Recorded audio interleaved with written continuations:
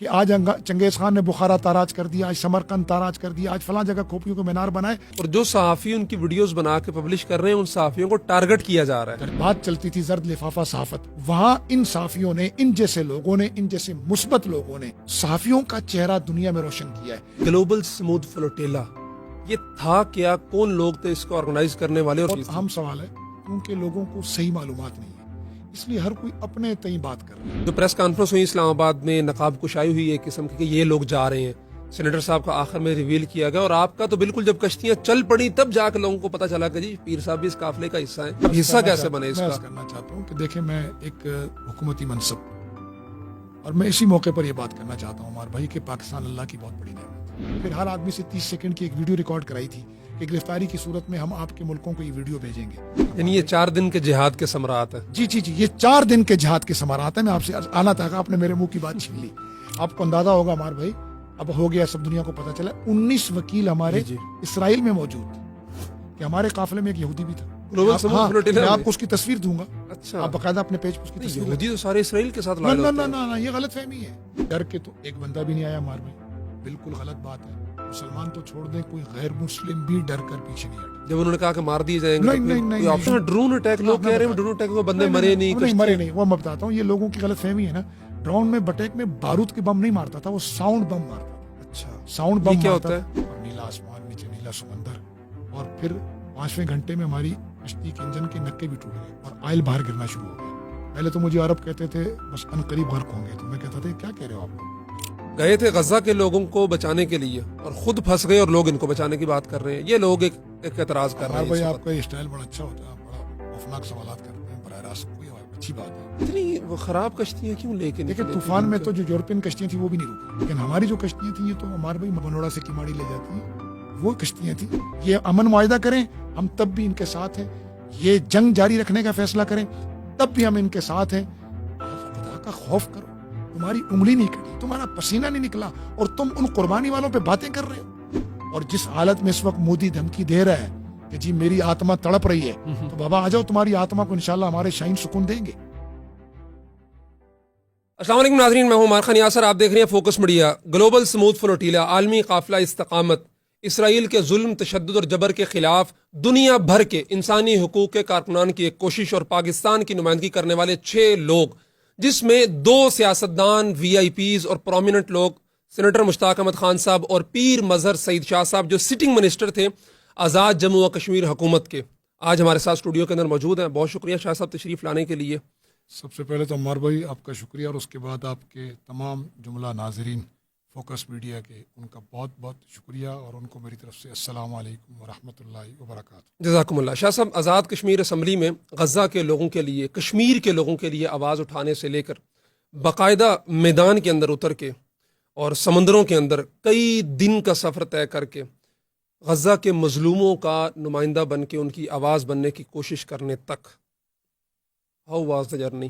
میں سمجھتا ہوں کہ یہ سب اللہ رب العزت کا فضل و کرم ہے، اس میں ہماری کوئی کمال نہیں ہے. جب بھی آپ سے اللہ کوئی کام لے یا مخلوق خدا آپ سے محبت کرے اور آپ کی تعریف کرے، تو یہ آپ کی تعریف نہیں ہے، یہ اللہ کی صفت ستاری کی تعریف ہو رہی ہے کہ اس نے آپ پر ستاری کا پردہ ڈالا، آپ کی خوبیوں کو ظاہر کیا اور آپ کو عیوب کو چھپا لیا. سب سے پہلے تو میں اللہ کا شکر ادا کرتا ہوں کہ جس رب نے مجھے یہ مواقع عنایت فرمائے کہ میں نے کشمیر اسمبلی کے اندر ہمیشہ قضیہ کشمیر اور قضیہ فلسطین کو ایک قضیہ سمجھا ہے، بلکہ میں ان کے ساتھ ایک اور ہمیشہ جوڑتا ہوں، اور وہ ہے برما کے مظلوم مسلمان جن کی کہیں بھی آواز نہیں اٹھتی، اور میں ان کی آواز اکثر اٹھاتا رہتا ہوں کہ ان کو بالکل امت نے اور انسانیت نے فراموش کر دیا ہے کہ ان کے ساتھ کیا کچھ ہو رہا ہے. پھر قضیہ کشمیر اور قضیہ فلسطین اس لیے کشمیر اسمبلی سے لے کر غزہ کے پانیوں تک چلا عمار بھائی کہ یہ قضیہ ایک ہے، یہ ایک قضیہ ہے. ہم ایک عرصہ دراز سے تقریباً 5 صدی سے مقبوضہ کشمیر کے مسلمان وہ انڈیا کے ظلم و جبر کا سامنا کر رہے ہیں، اور بالخصوص 2019 کے بعد سے اب تک وہ ایک قید خانے میں تبدیل کر دیے گئے ہیں اور ان کے تمام بنیادی حقوق سلب کر لیے گئے ہیں. اسی طرح بیائی نہیں 5 صدی ہو گئی ہے تقریباً غزہ اور فلسطین کے مسلمان وہ صہیونی جبر کا سامنا کر رہے ہیں، اور بالخصوص 2 سال سے ان پر ظلم و تشدد کی انتہا ہو گئی ہے. بھلا ایک کشمیری سے زیادہ، ایک مسلمان سے زیادہ کون اہل غزہ کا دکھ اور درد سمجھ سکتا ہے؟ اس لیے کشمیر اسمبلی ہو یا سڑکوں پر ہونے والے پرامن مظاہرے ہوں یا یہ گلوبل سموتھ فلوٹیلا ہو، اس میں ہم یہ سمجھتے ہیں کہ ہم نے صرف آواز اٹھائی ہے، اس چڑیا کی طرح ہم نے کوشش کی جس نے ابراہیم علیہ السلام کی آگ کو بجھانے کی کوشش کی تھی. تو ہماری یہ کوشش جاری تھی اور انشاءاللہ آئندہ بھی جاری رہے گی. شاہ صاحب اب تھوڑا بتائیں کہ گلوبل سموتھ فلوٹیلا یہ تھا کیا، کون لوگ تھے اس کو آرگنائز کرنے والے، اور سنا کہ مختلف ممالک کی کولیشنز تھیں، اس حوالے سے ذرا بتائیے گا. کیا بہت چیز اہم سوال ہے کیونکہ لوگوں کو صحیح معلومات نہیں ہے، اس لیے ہر کوئی اپنے تئیں بات کر رہا ہے. کوئی اس کو کیا بنا رہا ہے، کوئی اس کو کیا بنا رہا ہے، کوئی اس کی حمایت میں آخری درجے تک جا رہا ہے، کوئی اس کی مخالفت میں جا رہا ہے. تو میں سب سے پہلے آپ کو گلوبل سموتھ فلوٹیلا کا تعارف کرا دوں. جی گلوبل آپ کو پتہ ہے انگلش کا لفظ ہے، جی. سمود عربی کا لفظ ہے، فلوٹیلا بھی انگلش کا لفظ ہے. گلوبل کا مطلب عالم، دنیا، ورلڈ. سمود استقامت، جم جانا، ڈٹ جانا. تو فلوٹیلا بحری کشتیوں کا ایک ایسا کارواں جس میں کئی کشتیاں مل کے چلیں اسے فلوٹیلا کہتے ہیں. تو گلوبل سموتھ فلوٹیلا عالمی قافلہ استقامت کشتیوں کا. اب یہ تو اس کا مجموعی نام تھا، لیکن یہ 4 قافلوں کے اجتماع کا نام تھا. یہ ایک اکیلا قافلہ نہیں تھا، یہ 4 قافلے تھے. اس میں نمبر 1 بارسلونا اور پورے یورپ کا قافلہ جس کا نام تھا فریڈم فلوٹیلا، جس میں امریکہ، کینیڈا کے لوگ بھی تھے اور پورے یورپ کے تقریباً 38 ممالک 40 جتنے بھی ہیں وہ سب تھے اس میں. تو یہ یورپ کا فلوٹیلا تھا. دوسرا فلوٹیلا تھا GCC کنٹریز کا، جس میں بحرین، اردن، کویت، عمان اور جتنے قطر، یہ ممالک سب کے نمائندے تھے. جی سب کی نمائندگی تھی. تیسرا فلوٹیلا تھا وہ تھا اسطول سمود المغربی کہلاتا تھا وہ. ٹھیک ہے، اس سے میں تیونس، الجزائر، مراکش، ساؤتھ افریقہ، شمالی افریقہ کے تقریباً سارے ممالک اسی پٹی میں جو لوگ شامل تھے وہ اس میں تھے. چوتھا فلوٹیلا تھا ایشیا کے لوگوں کا، ہمارا جس میں تھا. اس فلوٹیلا کی جو قیادت یا سپرویژن یا اس کا انتظامات وہ ملیشیا کے انور ابراہیم صاحب جو وزیر اعظم ہیں ان کی نگرانی میں، ان کے ایک ملیشیا کے شہری ہیں ڈاکٹر نوری صاحب، بڑے قابل آدمی اور بڑے مخلص آدمی ہیں وہ، اور ان کے شیخ وہ اس قافلے کے آرگنائزر تھے.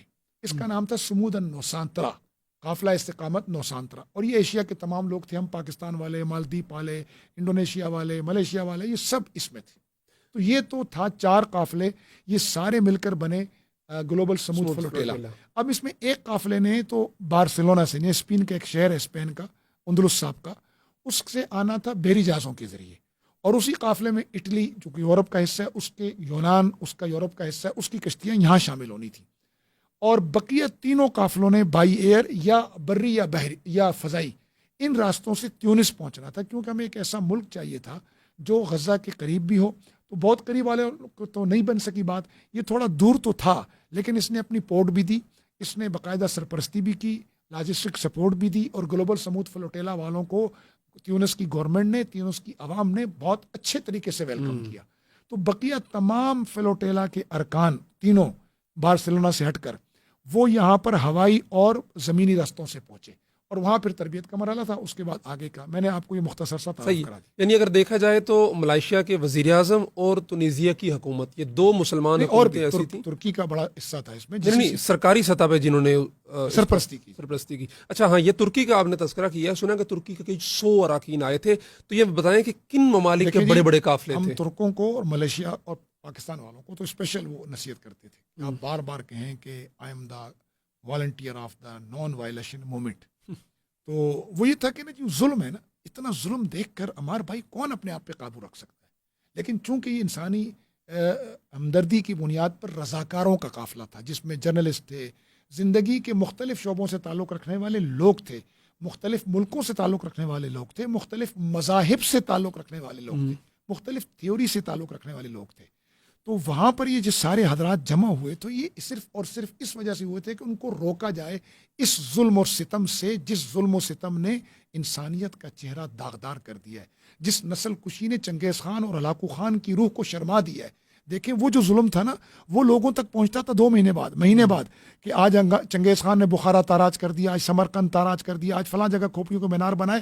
وہ 2 مہینے 3 مہینے بعد لوگوں کو خبر پہنچتی تھی، اور وہ بھی زبانی کسی کی. آج کے دور میں لائیو کیمروں کے سامنے پوری دنیا کی 7 ارب انسانیت اس کو دیکھ رہی ہے، اور چنگیز خان اور ہلاکو خان سے زیادہ بدترین ظلم معصوم بچوں پر، عورتوں پر، یعنی کوئی جگہ بھی عمار بھائی محفوظ نہیں ہے نا. چلے جی آپ چھاؤنیوں پہ مارتے ہیں، جنگ کے دوران فوجی چھاؤنیوں پہ حملے ہوتے ہیں، بہت زیادہ آپ ان کے جو ہے نا خاص مراکز پہ مارتے ہیں. چلیں اب آپ نے پبلک پہ بھی مارنا شروع کر دیے. ہمارے بھائی ہاسپٹل، اسکول، پناہ گزین کیمپ، یہ تو انٹرنیشنل لا ہے نا. ان جگہوں کو آپ کچھ نہیں کہہ سکتے، آپ ان جگہوں پہ حملہ نہیں کر سکتے. لیکن آپ دیکھ رہے ہیں، میں دیکھ رہا ہوں، پوری دنیا دیکھ رہی ہے، نہ اسپتال محفوظ، نہ عبادت گاہیں محفوظ، نہ پناہ گزین کیمپ محفوظ، حتیٰ کہ ہجرت کرنے والے قافلے تک بھی محفوظ نہیں ہیں. اور جو صحافی ان کی ویڈیوز بنا کے پبلش کر رہے ہیں، ان صحافیوں کو ٹارگٹ کیا جا رہا ہے. درجنوں صحافی. انس شریف جو آخر میں شہید ہوئے، میں اس کو سلام عقیدت، سلام محبت پیش کرتا ہوں کہ اس نے قلم کی حرمت رکھ لی.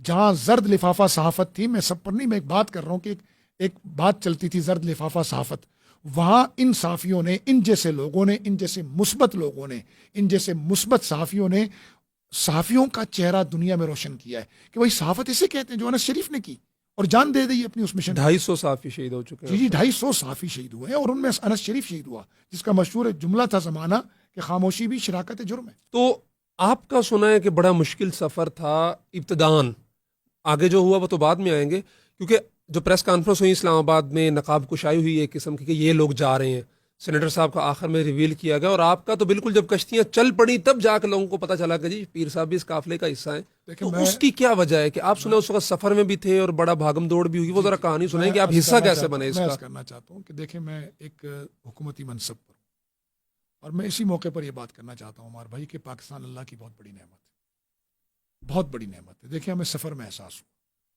ویسے بھی احساس تھا ہمیں، یہ نہیں ہے کہ اللہ نہ کرے ہمیں احساس سے آ رہی ہے. وطن کی محبت تو آپ کو پتہ ہے انسان کے شعور میں ہوتی ہے، لاشعور میں ہوتی ہے.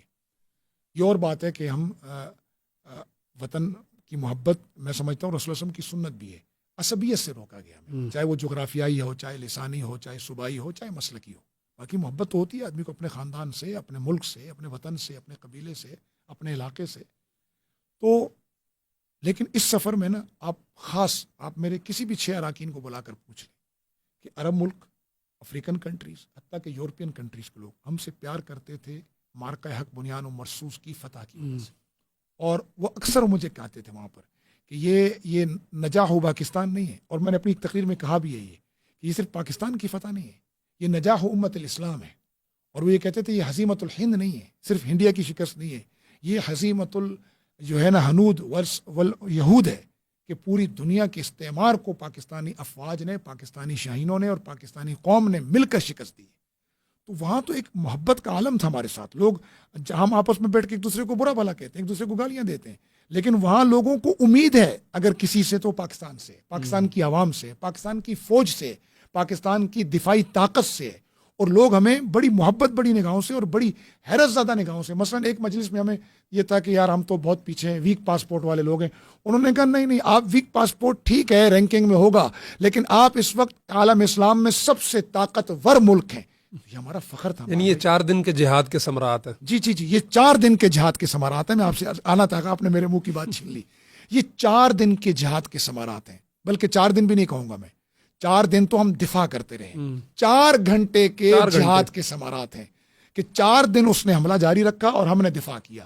اور اللہ کے فضل سے جب ہماری بہادر افواج نے، ہمارے شاہینوں نے اور ہماری قوم نے جب متحد ہوئی اس مکے کی طرح اور بنیان و مرصوص بن کر کھڑی ہوئی کہ ایسا بنیان و مرصوص جس کے درمیان کوئی رخنہ نہ ہو، اور فجر کے وقت کا انتخاب کیا اور اللہ اکبر کے عقیدے کے ساتھ کہ اللہ ہی بہت بڑا ہے، کوئی بڑا نہیں ہے، نہ رافیل، نہ S-400، نہ انڈیا کی معاشی طاقت، کوئی بڑا نہیں ہے. اس طاقت کے ساتھ صرف 4 گھنٹے کے جہاد نے پاکستانی پاسپورٹ کو، پاکستانی فوج کو، پاکستانی عوام کو، مملکت پاکستان لا الہ الا اللہ محمد رسول اللہ کو جو عزت عطا کی ہے، اس کا مشاہدہ میں نے اس بار حج میں بھی کیا. اور بالخصوص اس سفر میں جو ہمارے تربیت کے ایام تھے، ہمیں بہت پروٹوکول دیا جاتا تھا صرف اس بنیاد پر کہ یہ بنیان و مرصوص کے فاتح ہیں، بلکہ عرب تو اکٹھے ہو کر ہمارے بعض اوقات وہ ہمارے ساتھ مل کر جو ہے نا اس کو سیلیبریٹ کرتے تھے فتح کو، کہ ہم بھی شریک ہیں اس فتح میں. تو یہ بہت بڑی نعمت ہے. آپ نے جو سوال کیا تھا میرے ذہن سے اتر گیا. آپ اتنی مشکل حالات میں حصہ کیسے بنے؟ آخر میں پتا چلا کہ آپ بھی جا رہے ہیں. میں چونکہ ایک ذمہ دار منصب پر تھا، میں کوئی ایسی حرکت نہیں کرنا چاہتا تھا جس سے میری ریاست کو، آزاد کشمیر ریاست کو یا حکومت پاکستان کو، چونکہ وہ ہمارا وکیل ہے، کسی قسم کی پریشانی کا سامنا کرنا پڑے. تو پہلے میں نے اپنی تسلی کی کہ انٹرنیشنل لا کے تحت یہ موومنٹ کیسی ہے. تو مجھے ہر طرف سے یہی بتایا گیا تمام وکلاء کی طرف سے، قانون جاننے والوں کی طرف سے، دوستوں کی طرف سے، علماء کی طرف سے، پھر جو اس نوسانترا کے آرگنائزر تھے کہ بھائی یہ نان وائلیشن موومنٹ ہے اور انٹرنیشنل لا کے تحت ہم جا رہے ہیں، اور ہم جن جگہوں سے سفر کریں گے ان تمام قانونی دستاویزات کو پورا کر رہے ہیں۔ آپ کو اندازہ ہوگا ہمارے بھائی، اب ہو گیا، سب دنیا کو پتہ چلا، 19 وکیل ہمارے اسرائیل میں موجود تھے اس صہیونی ریاست ان کی گرفتار ہونے سے پہلے، اور ہمیں ان کی شکلیں دکھائی گئی تھی کہ یہ آپ کے وکیل ہیں، انہی کو آپ نے وکیل کرنا ہے۔ جیسے مشتاق صاحب کے بارے میں آتا ہے کہ انہوں نے سائن نہیں کیا، یہ تربیت کا حصہ تھا ہمارا کہ کسی ایسے پیپر پہ سائن نہیں کرنا جس پر آپ کو صہیونی ریاست سائن کروانا چاہے۔ آپ نے اپنے 19 وکیلوں سے مل کر بات کرنی ہے، انہی میں سے جس کو جو وکیل آئے اس سے بات کرنی ہے، وہ جو پیپر بتائے اس پر سائن کرنے ہیں۔ تو یہ تربیت کا حصہ تھا۔ تو میں نے اس ذمہ داری کی وجہ سے تھوڑا خاموش رہا۔ پھر میں تھا، آپ کو پتہ ہے، سفر پر، قطر تھا، وہاں ایک سیمینار تھا ہمارا، پھر ترکی میں بہت بڑا سیمینار تھا، غزہ مسئولیہ انسانیہ و اسلامیہ کے عنوان سے، اور یہ بہت بڑے عالم ہیں، شیخ ڈاکٹر قرداغی صاحب، محمد علی قرداغی، ان کے زیر انتظام تھا، اور بہت بڑی مجلس تھی، 250 سے زیادہ پوری دنیا کے اسکالرز، ممبر پارلیمنٹیرین، علماء، اور 50 سے زائد ملکوں کے لوگ اس میں جمع تھے ترکی میں۔ تو وہاں مولانا حنیف جلندری صاحب اور میں اور ہمارے ایک دو اور ساتھی اس میں نمائندگی کر رہے تھے پاکستان کی طرف سے۔ تو وہاں سے پھر میں چلا گیا بنگلہ دیش کے تبلیغی دورے پر۔ وہاں الحمدللہ ہمارا جو نعرہ تھا وی آر امہ نحن الامہ، اس کا مظاہرہ اللہ کی رحمت سے ہوا، اور بنگلہ دیش کے مسلمانوں نے جس محبت سے مجھے نوازا وہ ان کا مجھ پر قرض ہے، اور میں سمجھتا ہوں کہ اس محبت کا اللہ ہی ان کو صلہ دے سکتا ہے، میں نہیں دے سکتا ہوں۔ وہاں مجھے اطلاع ملی کہ بھائی اس طرح کا ایک قافلہ جا رہا ہے، ملیشیا سے گزرے، وہ اس کا انتظام ہے ایشیا والوں کا۔ میں نے بس ہمار بھائی ٹھک کر کے فلائٹ پکڑی اور ملیشیا پہنچ گیا۔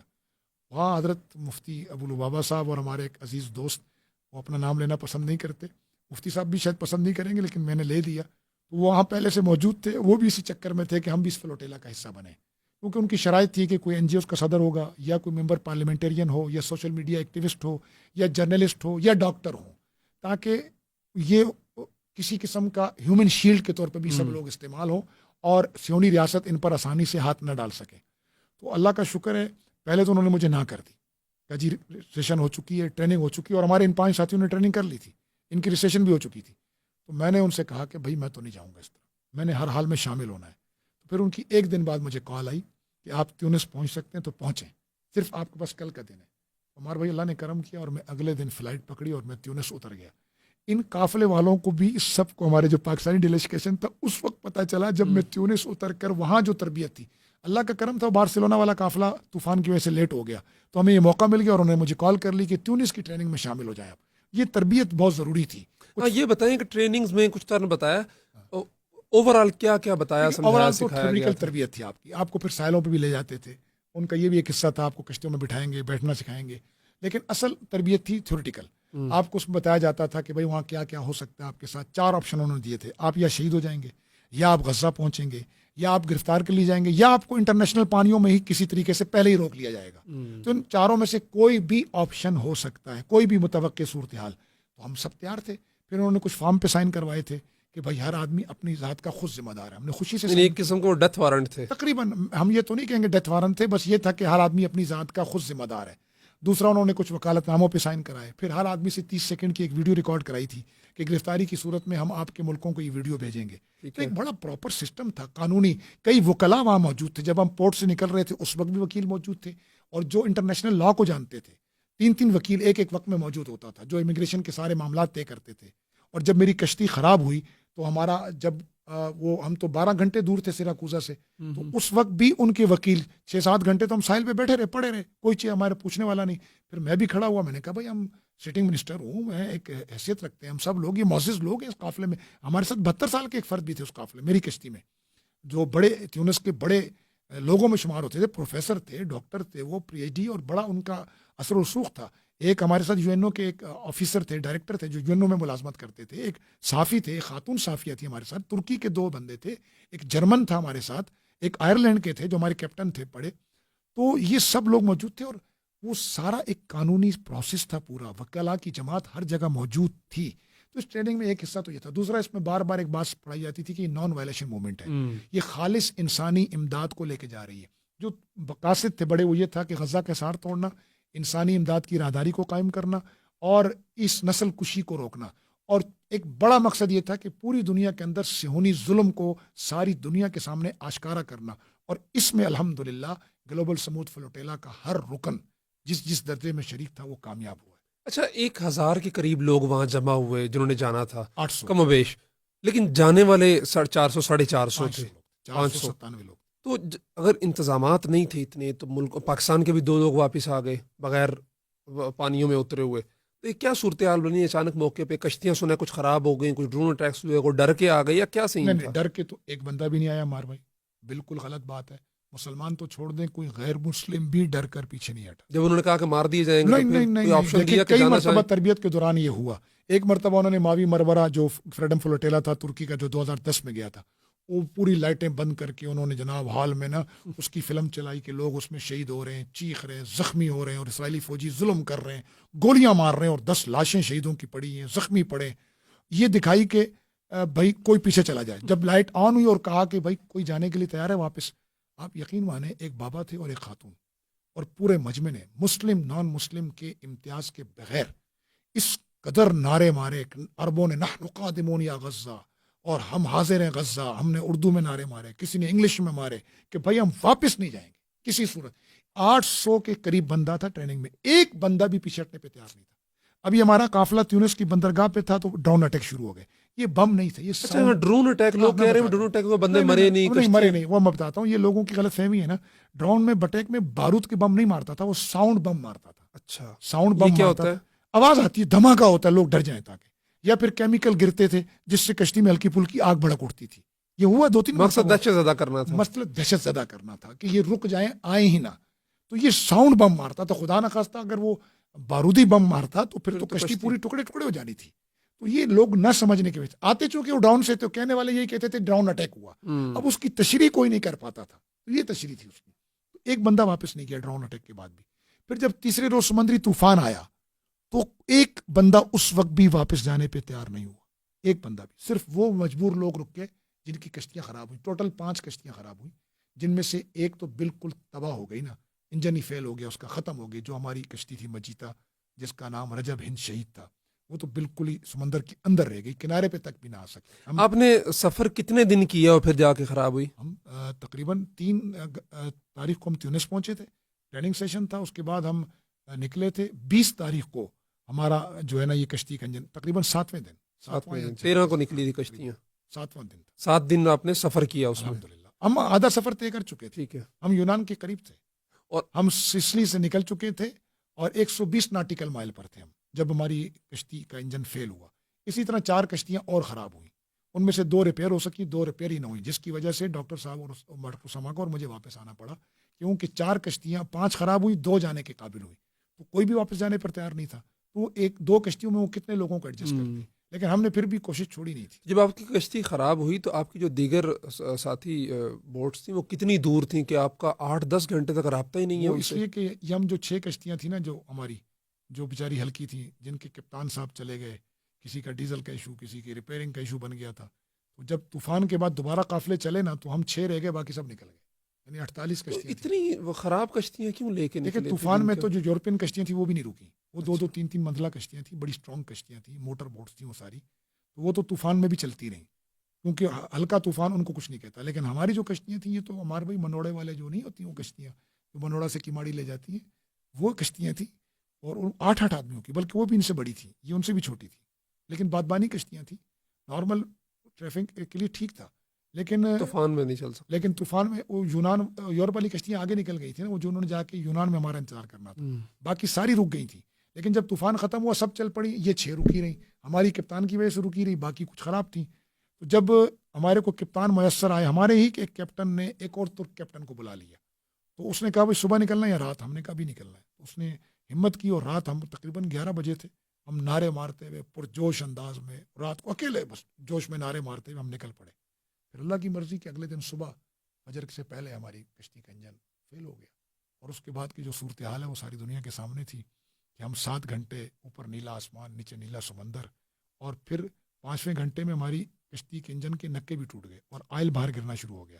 پہلے تو مجھے عرب کہتے تھے بس ان قریب غرق ہوں گے, تو میں کہتا تھا کیا کہہ رہے ہو آپ لوگ؟ تو ہم تو اس کو ہلکا لے رہے تھے. وہ تو جب ہم خود کشتی سے اترے اور دوسری کشتی والوں نے جو ہماری ویڈیوز بنائی تھی ہماری کشتی کی, وہ جب ہم نے خود دیکھی تو پھر ہمیں اندازہ ہوا کہ ہم اللہ کی کس قدر رحمت میں تھے. اور کس قدر اللہ کی رحمت نے ہمیں بچایا. پھر جو وہ سیراکوزا جزیرے کی جو بحریہ آئی تھی, انہوں نے ہمیں کہا کہ یہ میڈیٹیرین سی ہے بھائی, یہاں کچھ عرصہ پہلے کشتی ڈوبی ہے جس میں ایک بندے کو بھی ہم نہیں بچا سکے, تو آپ کی تو قسمت ہے ہم پہنچ گئے اور آپ لوگ بچ گئے. سنا یہ روٹ بھی وہی تھا جہاں سے یہ ڈنکی وہی- مارنے والے یہ وہی گزرتے روٹ ہے نا جی, یہ وہی روٹ ہے نا کہ آپ گزرتے ہیں یہیں سے یونان اٹلی, یا اٹلی اترتے ہیں یا آپ یونان اترتے اس کے بعد یورپ میں داخل ہو جاتے ہیں آپ لوگ. جو 5 گھنٹے تک آپ کا کوئی رابطہ بھی 8 نہیں, گھنٹے کا سفر تھا ٹوٹل. یہ جو ہم نے بغیر رابطہ 5-6 گھنٹے تک 7 نہیں گھنٹے تھا, میں 7ویں گھنٹے ہماری کشتی آ گئی تھی. اس دوران کیا کیفیت تھی کہ کوئی رابطہ نہیں ہے, کوئی پتہ دیکھیں، ہماری عمار پتہ نہیں بھائی، گھر والوں کو یہ پتہ لگے گا نہیں ہم لگے گا. کیوں کہیں کہ یہ ضرور تھا کہ ہمارے ایک ساتھی کہنے لگے کہ بھائی اب غزہ تو نہیں پہنچ سکے, یہیں ہماری, ہم چاہتے تھے غزہ کی زمین میں دفن ہو, لیکن لگتا ہے اب ہمیں یہیں اس پانی میں دفن ہونا پڑے گا. تو پھر جب ہمیں انہوں نے کہا نا کہ بھائی اب تو جب ڈوبے گی کشتی سو ڈوبے گی, اب تو آگ لگنے کا خطرہ ہے, کپتان نے کہا. ہم نے کہا کیوں؟ جب انہوں نے کہا نیچے اتر کے دیکھو. ہماری چھوٹی سی تو کشتی تھی, ہم نے نیچے دیکھا تو آئل گرا ہوا ہے, ہماری ساری دوائیاں, ہماری کشتی میں زیادہ تر دوائیاں تھیں, ان کے کاٹن دھرم برم ہو گئے, ہمارے سولر پینل ٹوٹ چکے تھے. ہر کشتی میں 2 کیمرے تھے, جو آپ ویڈیوز دیکھ رہے ہیں نا, اسرائیلی فوجی چڑھ رہے ہیں, سونی افواج چڑھ رہی ہیں, لوگوں کو گھیر رہی ہیں, یہ کہاں کے کیمرے پتہ آپ کو؟ یہ ہر کشتی میں 2 کیمرے لگے تھے, بڑی کشتیوں میں 3-4 لگے ہوئے تھے, اور یہ براہ راست پیچھے مرکز میں مانیٹر ہو رہے تھے. اسٹار لنک کے ذریعے ہمارا رابطہ تھا, تو ہمارے تو کیمرے بھی, ایک کیمرہ پچھلا والا گر گیا پانی میں, ٹھیک ہے, سولر پلیٹیں 3 تھیں, 2 گر گئیں, تو ہمارا سولر کنیکٹ بھی ہو گیا, نیٹ بھی ڈسکنیکٹ ہو گیا, جی پی ایس نے بھی کام چھوڑ دیا, انجن نے بھی کام چھوڑ دیا. 6 گھنٹے یہ کیفیت تھی ہمارے بھائی کہ 6 گھنٹے میں ہم سب ایک دوسرے کو, پہلے ہم نے ذکر بھی خوب کیا, دعائے یونس پڑھتے رہے, حضرت مفتی تقی عثمانی صاحب دامت برکاتہم نے دعائے انس بھیجی تھی, وہ پڑھتے رہے. حضرت مفتی مختار الدین شاہ صاحب نے ہمیں ایک وظیفہ بتایا تھا, یا غفار یا ستار یا فتاح یا حافظ یا سلام, وہ ہم پڑھتے رہے, اور بھی جو دعائیں تھیں سب پڑھتے رہے. تو پھر تھوڑی دیر چپ ہو جاتے تھے, پھر گپ شپ بھی تھوڑی بہت لگاتے تھے کہ ٹینشن فری رہے ماحول. پھر آپ کو پتہ ہے سی سکنس شروع ہو جاتی ہے, ہماری خاتون کو شروع ہو گئی, صافیہ تھی بہت زیادہ, پھر ایک اور ساتھی کو شروع ہو گئی, پھر مجھے شروع ہو گئی, لیکن ڈاکٹر صاحب کو اللہ جزائے خیر, انہوں نے فوراً گولی دی تو 15 منٹ میں میری طبیعت سنبھل گئی. پھر خود ڈاکٹر صاحب کی اپنی طبیعت خراب ہو گئی. تو بہرحال ایک کارگزاری سنانا مخصوص صرف یہ ہے کہ یہ اصل مسئلہ تھا کہ غزہ کے مسلمانوں کی آواز کو اٹھایا جائے. تو جو لوگ اس فلوٹیلو کو سمجھتے ہیں یہ کچھ نہیں تھا, اس نے اپنا کام حاصل کر لیا. پوری دنیا میں صہیونیت کا چہرہ انہوں نے ننگا کر دیا. پوری دنیا کے اندر جو اسرائیل کی ایک جو جبر اور ظلم تھا اس کو دنیا کے سامنے آشکارا کیا. اور آج الحمدللہ ثم الحمدللہ, آپ اس طرف آئیں گے, میرے خیال میں بات کروں گا. میں کشتی کی بات مشتاق صاحب جو ہی آخری قیدی واپس کا آئے ہیں اختتام کروں جی, تو پھر اللہ کا شکر ہے جی, 7ویں گھنٹے ہماری اپنے قافلے کی کشتی آئی, صرف ہمارا وائرلیس چل رہا تھا, اس پر آواز گونجی. پہلے تو ہم آدھے گھنٹے بعد اس پہ کہہ رہے تھے کہ بھائی ہماری کشتی کا نام لے, کوئی سن رہا ہے, کوئی سن رہا ہے, کوئی آ جائے, عربی میں انگلش میں دونوں زبانوں میں چل, کوئی جواب نہیں آ رہا. جواب نہیں. 7ویں گھنٹے ہمیں جواب آیا کہ ہماری کشتی کا نام لے کر کہا گیا کہ ہم فلوریڈا شپ سے بات کر رہے ہیں, فلوریڈا شپ سے بات کر رہے ہیں, آپ ہیں. ہم نے فوراً اٹھایا, ہمارے کپتان نے, یہی آواز سننے کے لیے بیٹھے, یہی آواز تو سننے کے لیے ہم بیٹھے ہوئے اللہ کی رحمت سے. تو پھر انہوں نے کام تھوڑی دیر تک آپ کی لوکیشن تک پہنچ جائیں گے. تو اب کشتی ہماری لوکیشن سے دائیں بائیں ہو گئی تھی, لیکن جیسی وہ کشتی آئی تو ہم نظر آنا شروع ہو گئے, وہ ہمیں نظر آنا شروع ہوئے, ہم پھر پرجوش ہو کے نعرے مارنے لگ گئے. تو وہ پھر ہمارے گرد آ کر گھومتی رہی, اور ہمیں نیٹ اپنا دے دیا انہوں نے وائی فائی کے ذریعے, اور بحری اطالوی پولیس کو بھی انہوں نے رابطہ کر لیا, وہ نکل چکے تھے.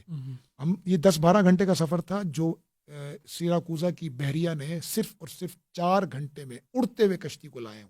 ان کے پاس تو وہ بڑی اچھی والی بڑا ہیوی انجن تھا. ہم نے واپسی کا سفر اس پہ کیا نا, وہ تو بندہ ایسے اڑتا ہوا جاتا ہے اور اچھلتا ہوا جاتا ہے کشتی میں, اگر بیلٹ باندھ کے نہ بیٹھے تو بچے گا بھی نہیں, وہ کمر ٹوٹ جائے گی اس کی, یا کوئی ہڈی پسلی ایک ہو جائے گی اس کی. اور وہ پھر لے کے کہاں گئے آپ کو؟ وہ سیراکوزا لے گیا. سیراکوزا ایک جزیرہ ہے جی, اٹلی کا ایک کنارہ ہے, سسلی, جو پہلے لیبیا کے انڈر میں رہا ہے, اب اٹلی کا حصہ ہے. وہ بہت بڑا ٹورسٹ پلیس ہے اور قدیمی تاریخی جگہ ہے وہ بہت, اور بہت دنیا سے لوگ وہاں آتے ہیں. سیراکوزا ہم اس ساحل پر اترے پہ جا کر. اچھا, تو پھر آگے کی جو کوششیں تھی قافلے کا حصہ بننے کی, 3 دن ہم کوشش کرتے رہے. اپنے جو کشتیاں ہماری خراب تھیں یہ دوسرے کونے پہ رکی ہوئی تھی, یہ ایک اور بندرگاہ تھی. ہم ایک کونے پہ سیراکوزا یوں سمجھیں کہ ایک گڈانی میں کھڑے تھے تو ہم منوڑا میں کھڑے تھے, یا ایک اگر گوادر میں تو ہم اوماڑا میں کھڑے تھے, یہ فاصلے پر تھے. تو ادھر وہ کشتیاں ریپیئر ہو رہی تھی, تو ہمیں امید تھی کہ ان کشتیوں میں جگہ ملے گی, لیکن 3 دن بعد نہ ملی. تو پھر مجھے پتا چلا کہ یہ یونان سے جو قافلہ نکل چکا ہے آگے والا, یہ چونکہ اب اوپر سے گھومے گا اور لازقیہ جو شام کا حصہ ہے اور ترتوس یہاں سے ہوتا ہوا غزہ کے پانیوں میں داخل ہوگا. تو میں نے ہمت کی اور ٹکٹ پکڑا ہم نے, اور ہم شام اتر گئے, دمشق پہنچ گیا. میں وہاں سے لازقیہ پہنچ گیا. جب لازقیہ پہنچا تو وہاں پھر مجھے بتایا گیا کہ آرگنائزر کی طرف سے بھی لازقیہ نہیں آ سکتے, انسیکیور ہے, آرگنائزنگ ٹیم متفق نہیں ہے, پیچھے سے اجازت نہیں مل رہی. پیچھے سے مراد اپنی اپنی حکومتوں سے کہ آپ لازقیہ کی سائڈ سے جائیں, اور ویسے بھی وہاں عمل دخل بہت سارے لوگوں کا ہے، تو ہم بحر روم کی اس کنارے کے بجائے دوسرے کنارے سے ہم گزریں گے. پھر مجھ پر ایک بڑی عجیب کیفیت طاری ہو گئی، اور پھر میں نے واپس ہم آئے. پھر میں نے ڈاکٹر صاحب سے کہا کہ مجھے اجازت دیں تو میں ایک ٹرائی اور کروں. انہوں نے کہا مرشد آپ نے بہت محنت کر لی، اب آپ ایک ٹرائی اور کریں. اتنے میں حضرت شیخ الاسلام دامت برکاتہم کے میسج آ گئے، ان کی فون آ گئے، حضرت مفتی مختار الدین شاہ صاحب کے پیغامات آئے. پہلے تو انہوں نے مشورہ دیا کہ نہ جائیں آگے. پھر انہوں نے کہا کہ حضرت مختار الدین شاہ صاحب نے فرمایا کہ بھائی ہمارا مزاج بھی یہی ہے کہ کام ہو تو پورا ہو جائے، تو آخری کوشش کر لیں. لیکن حضرت تقی عثمانی صاحب نے فرمایا کہ جب تک کوئی کشتی نہ ملے کوئی رسک نہ لیجیے گا. تو پھر میں واپس پلٹا جی یونان کی طرف، ادھر یورپ کی طرف، یہاں سے کوئی کشتی ملے. لیکن جب میں ادھر پہنچا تو اس کے چند گھنٹوں بعد ہمارا قافلہ وہ آگے پہنچ چکا تھا. پھر نظامی جو ہے نا ان کی کشتی حصار توڑ کر پیچھے سائپرس کی طرف آ گئی. اس نے مجھے کہا کہ ہم نے جس نے آپ کو اٹھانا تھا ہم تو اب ماسرا توڑ کے نکل آئے ہیں، تو اس لیے اب آپ اب واپسی کریں، ہم دونوں نکلتے ہیں. پھر ہمارا ارادہ بنا کہ ہم سینیٹر مشتاق صاحب کو لینے اردن جائیں یا کہاں. تو میرا تمام سفارت خانوں سے اس موقع پر میں تیونس کی سفارت خانے کا، مصری سفارت خانے کا، تیونس کے جاوید عمرانی صاحب، اور وہاں کی جو ڈپٹی ہیڈ وہ فاطمہ حسین صاحبہ، اور اسی طرح مصری سفارت خانے کے بھائی محمد عبداللہ صاحب، اسی طرح اردن سفارت خانے کے محمد شقیب رقیف صاحب. پھر بیروت کے سفارت خانے کے ہمارے ایک ساتھی ہیں، مجھے ان کا نام بھول گیا، ہمارے پٹھان ساتھی تھے. کیونکہ نظامی کا معاملہ پھر ان سے جڑا ہوا تھا، کیونکہ نظامی سائپرس اتر چکا تھا یونان والے پر، تو وہ معاملہ ان سے جڑا ہوا تھا. تو انہوں نے ان 4-5 سفارت خانوں نے ہمارے ساتھ بہت تعاون کیا، بڑی محبت کا معاملہ کیا. ہمارا سارا سامان تو تیونس کے سفارت خانے میں رہا، پھر اردنی سفارت خانہ اور مصری سفارت خانہ آخری دن تک مشتاق صاحب کی رہائی تک مجھ سے رابطے میں رہا. پھر ڈی جی ہمارے جو ہیں فارن منسٹری کے وہ ہمارے رابطے میں رہے، جو مڈل ایسٹ کے ڈی جی ہیں. تو انہوں نے بہت کوآپریٹ کیا. یعنی حکومت نے تعاون کیا. جی الحمدللہ، جو ان کے سفارت خانے تھے ظاہر ہے حکومت کی ڈائریکشن پر تعاون کر رہے تھے، وہ تو بہت تعاون کیا انہوں نے. تو قصہ مختصر یہ کہ آپ نے ہر ممکن کوشش کی جہاں اس کے جا بعد سکتے ہارے تھے نہیں، ہم ہار نہیں مانی ہم کہ حصہ بن جائے جی اس کا. لیکن قدرت کو شاید کچھ اور قدر منظور اللہ تھا. ماشا. یہ تو ہے کہ جتنی کوشش ہوتا ہے. اچھا یہ بھی کہا جا رہا ہے کہ ٹھیک ہے گلوبل سموتھ فلوٹیلا وہاں تک پہنچا، اسرائیل نے کیپچر کر لیا، سینیٹر صاحب کو اور دیگر حضرات کو 450-500 لوگ تھے وہ گرفتار کر لیا. کچھ اس سے پہلے خراب کچھ واپس آ گئے، لیکن وہ جو خوراک لے کے گئے تھے، وہ جو مقصد تھا وہ حاصل نہیں ہوا. اور چجائے کہ جو لوگ پہلے غزہ کے لوگوں کی بات کر رہے تھے اب وہ ان کو چھڑوانے کی بات کر رہے ہیں. جیسے کہ ایک بندہ خون دینے گیا تو اس سے 1 بوتل نکالی تھی، اس کی طبیعت اتنی خراب ہو گئی کہ اس کو 2 بوتلیں اور لگانی پڑ گئیں. گئے تھے غزہ کے لوگوں کو بچانے کے لیے اور خود پھنس گئے اور لوگ ان کو بچانے کی بات کر رہے ہیں. یہ لوگ ایک اعتراض کر رہے ہیں. بھائی آپ کا یہ اسٹائل بڑا اچھا ہوتا ہے، آپ بڑا خوفناک سوالات کرتے ہیں براہ راست. کوئی اچھی بات ہے، لوگوں کے دلوں میں ابہام ہوتے ہیں، دور کرنا چاہیے. پہلی بات تو یہ ہے کہ آپ اس پورے گلوبل سموتھ فلوٹیلا میں ہمارے ساتھ ساتھ رہے. جی ہم وہاں تھے اگر کشتیوں پہ تو آپ اپنے اسٹوڈیو سے ہمارے ساتھ ساتھ رہے. دوسری بات کہ ہم اللہ کے بندے ہیں، ہم اللہ کے بندے ہیں، مخلوق کے نہیں. ہم نے اللہ کو راضی کرنا ہے، مخلوق کو راضی نہیں کرنا. مخلوق کو راضی کر بھی نہیں سکتے، ٹھیک ہے. ہاں مواضع تہمہ سے بچنا ہے. اس لیے میں 2 باتیں عرض کر دوں.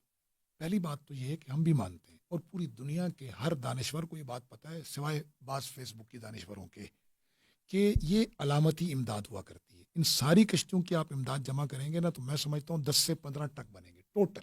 تو 10 سے 15 ٹرک کیا 20 لاکھ لوگوں کے لیے کافی؟ بالکل نہیں، ممکن نہیں ہے. یہ علامتی امداد ہوتی ہے. میں نے آپ کو پہلے بتایا حصار توڑنا مقصد تھا، جینوسائیڈ جو نسل کشی ہو رہی ہے اس کو روکنا اور دنیا کے سامنے لانا مقصد تھا، اور انسانی امداد کی راہداری قائم کرنا. چنانچہ آپ دیکھیں ابھی ہمارا قافلہ رستے میں تھا، ٹھیک ہے، یورپ میں مظاہرے شروع ہوئے، 3-4 دن تھا ہمارا. وہ فوراً سیونی ریاست نے کہا کہ بھی لے آؤ امداد، ہم اشدود میں اتاریں گے اور UN کے ذریعے تقسیم کریں گے. جب یہ نہ مانا گیا پھر اس نے اگلا آپشن دیا کہ اشکلان اتار دیں، اسقلان میں اتار دیں، صاحب ہدایہ کے علاقے میں.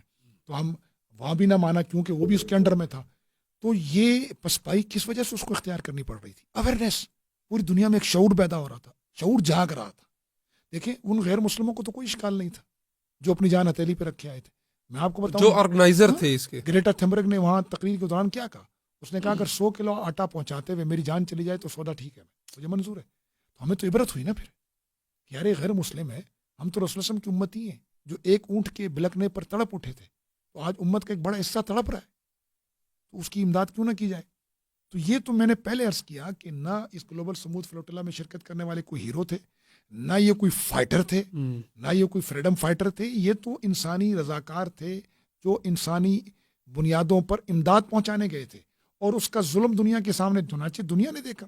یورپین لوگوں کو جو سلوک ہوا اس سلوک کو پوری دنیا کے سامنے آشکارا ہوا اور سیونی ریاست کا ایک بدترین چہرہ دنیا کے سامنے آیا. اس کا نتیجہ ہے کہ آج ٹرمپ صاحب بھی نیتن یاہو کو ڈانٹ رہے ہیں. آپ پڑھیں نا ان کے ٹویٹ کو, وہ اس کو کہہ رہے ہیں کہ بھائی دنیا فلسطین کے ساتھ ہے, تم کیا کر رہے ہو. اور آج الحمدللہ آپ نے دیکھا کہ وہاں 3-4 دن سے ٹرکوں کے ٹرک جا رہے ہیں. اور یہ جو قافلہ گیا ہے جب یہ گرفتار ہوئے ہیں, اور وہ جو ہماری امداد انہوں نے قبضہ جی کی تھی نا جی, اس کے بارے میں بھی اعلان ہو گیا کہ وہ بھی جائے گی اور یو کے ذریعے تقسیم ہوگی.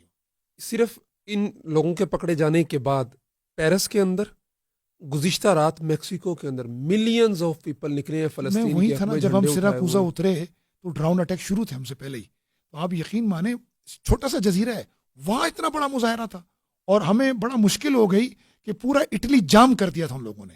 نہ ٹرین چل رہی تھی, نہ بسیں چل رہی تھیں, نہ جناب گاڑیاں چل رہی تھیں, نہ ٹیکسیاں چل رہی تھیں. پورا اٹلی جام تھا اور انہوں نے کہہ دیا تھا کہ ہم بندرگاہیں جام کر دیں گے, ایک جہاز نہیں گزرنے دیں گے سیونی ریاست کا یہاں سے.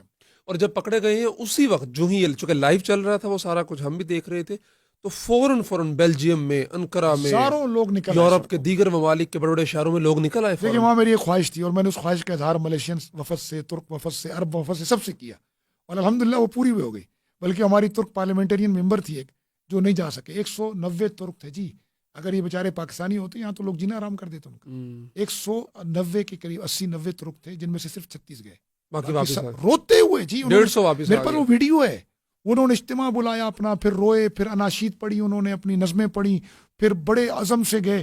تو میں نے ان سے گزارش کی تھی کہ یار یہ ٹھیک ہے یہ قافلہ ہے, آئندہ جو قافلہ نکلے تو وہ پاکستان, ترکی, ملیشیا, عرب اس کو ہیڈ کریں مسلمان اور پوری دنیا کے لوگ اس میں غیر مسلم بھی شریک ہوں. میری دلی دعا ہے, کچھ لوگوں کے لیے نہیں, سب کے لیے, کچھ لوگوں کے لیے خاص ہے. ایک مس این ہے جن کی عمر 70 سال سے زائد ہے, وہ فریڈم فلوٹیلا میں بھی تھی, اس میں بھی تھی. میں نے ان سے ویسے ہی کہا کہ ہم کشمیری انسانیت کا حصہ نہیں ہیں کیا. تو ایک دم جوش میں آئی, کشمیری جھنڈا ہاتھ میں لیا انہوں نے, کشمیر کا پرچم, اور نعرے لگائے فری فری فلسطین, فری فری کشمیر. تو میں تو وہاں مقدمہ کشمیر بھی لڑتا. یعنی آپ اپنی کشمیریوں کی نیٹ ورکنگ بھی وہاں کر رہے تھے. کشمیر کی نیٹ ورکنگ نہیں, مقبوضہ کشمیر کے مسلمانوں کی. دیکھیں میں امت کا حصہ ہوں اور بطور قوم میں کشمیری ہوں, بطور جغرافیہ ہر ایک کی اپنی شناخت ہے. ہم اس کی عصبیت کے قائل نہیں ہیں, قطعاً نہیں ہیں. اسی لیے مجھے میرے بہت سارے دوست, ان کا رسپانس کیا تھا کشمیر کے حوالے سے؟ میں بتا رہا ہوں آپ کو, ممبر فرانس پارلیمنٹ, ترک پارلیمنٹ, فاروق دنیش نے تو بیان دیا میرے ساتھ, میری فیس بک پیج پر موجود ہے وہ بیان. جی دیکھا میں نے. انہوں نے کشمیر کا پرچم گلے میں ڈال کر انہوں نے بیان دیا. اسی طرح وہ جو نلسن منڈیلا کے پوتے ہیں منڈلا منڈیلا, وہ, پھر یہ مس این اور فرانس کی پارلیمنٹیرین, انہوں نے کہا بس شاہ صاحب ہم یہاں سے واپس ہوں تو انشاءاللہ ہم کشمیر کی بھی تحریک اسی طرح چلائیں گے. میں نے آپ کو کہا نا یہ دونوں قضیے ایک ہیں. جو درد غزہ کے لوگوں کا ہے محاصرہ, وہ کشمیر کے لوگ بھی بیچارے اسی طرح. جب میں نے وہاں پہلی مرتبہ ایک یہود کے قبضے میں, ایک ہنود کے قبضے میں, 96,000 لوگ ہمارے شہید ہو چکے ہیں, 10,000 لوگ ہمارے جو ہے وہ بیوائیں عورتیں ہیں, 10,000 سے زیادہ ہمارے یتامہ ہیں. ہماری پوری کشمیری, مقبوضہ کشمیر کی قیادت جیلوں میں ہے اور ان پر ناجائز مقدمات بنے ہوئے ہیں. انہوں نے بہت ساروں نے کہا میں تو ان حالات کا علم نہیں. اور میرے گلے میں ایک طرف پاکستان کا پرچم ہوتا تھا اور ایک طرف کشمیر کا پرچم ہوتا تھا. پھر میں نے ڈاکٹر اسامہ کی ڈیوٹی لگا دی. میں نے کہا یار یہ ہمارے بعض لوگ اس کو عصبیت کے معنوں میں نہ لیں, اور میں ساری عمر عصبیت کے خلاف کام کیا, کیونکہ اللہ کے نبی علیہ السلام نے فرمایا دعوہا فإنہا منتنۃ, کہ عصبیت کو چھوڑ دو, یہ بدبودار فکری غلاظت ہے. تو اس لیے میں ساری عمر عصبیت کی طرف نہیں گیا, نہ جغرافیائی, نہ علاقائی, نہ لسانی. الحمدللہ اللہ نے بچایا. اور میرے مرشد حضرت مفتی سید مختار الدین شاہ صاحب کی نصیحت بھی یہی ہے. اسی لیے ہمارا نعرہ ہے نحن الامہ, وی آر امہ, ہم امت ہیں, ہم ایک امت ہیں. تو میں نے پھر ڈاکٹر اسامہ سے کہا کہ آئندہ کشمیر کا پرچم آپ نے اٹھانا ہے, پاکستان کا پرچم میں اٹھاؤں گا, کیونکہ یہ ایک روح اور ایک جسم ہے. تو وہ پھر وہ پرچم اٹھاتے تھے باقاعدہ ہمارا, اور وہ نعرہ. پھر وہاں پر کچھ پینٹنگ شروع ہوئی, کشتیوں کی پینٹنگ شروع ہوئی, پھر اس کے بعد پرچموں کی شروع ہوئی, پھر وہ مچھلیاں بنائی گئی بیری بوڑے میں. تو میں نے دونوں بنائی. پہلے میں نے پاکستان کی کشتی بنائی, وہ مچھلی, اس میں پاکستانی پرچم کا جھنڈا لگایا, اس پہ میں نے نیچے لکھا پاکستان.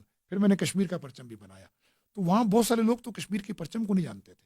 تو الحمدللہ اللہ تعالیٰ نے مقبوضہ کشمیر کے مسلمانوں کی سفارتکاری کا کام بھی مجھے عاجز سے لیا, اور میرا پورا ڈیلیگیشن اس میں میرے ساتھ. الحمدللہ. اچھا یہ تو ہو گیا, لوگ پکڑے گئے, واپس بھی آ رہے ہیں.